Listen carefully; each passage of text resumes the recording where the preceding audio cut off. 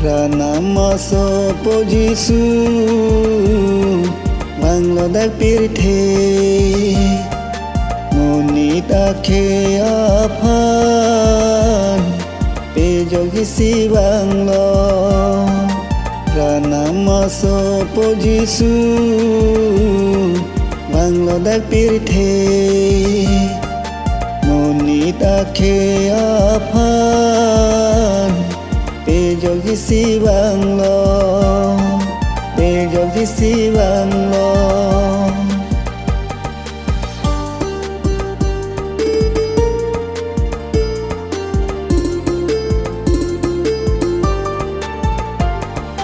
Thét rê băng thong Ni hàng bên vàng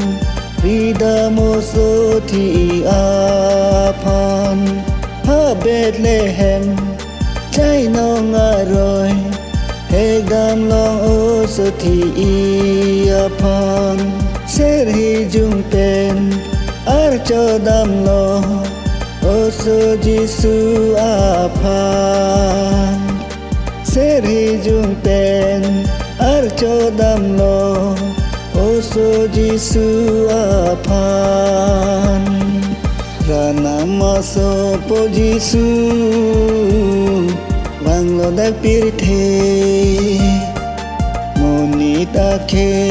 aphan Pejogisi banglo Pejogisi banglo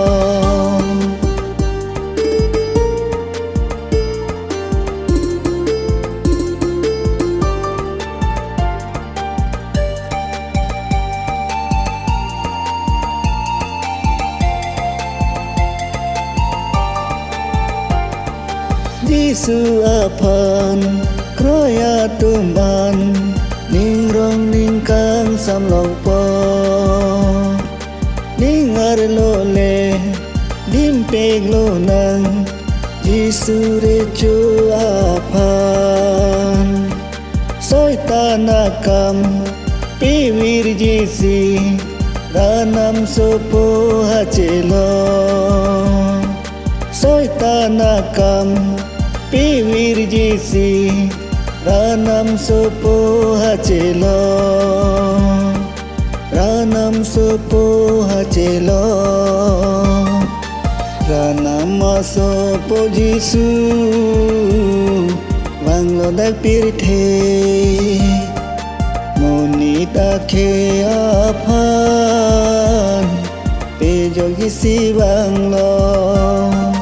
Ranamaso pojisu Bangladesh pirthe Monita khe aphan Pejogisi banglo Pejogisi banglo Pejogisi banglo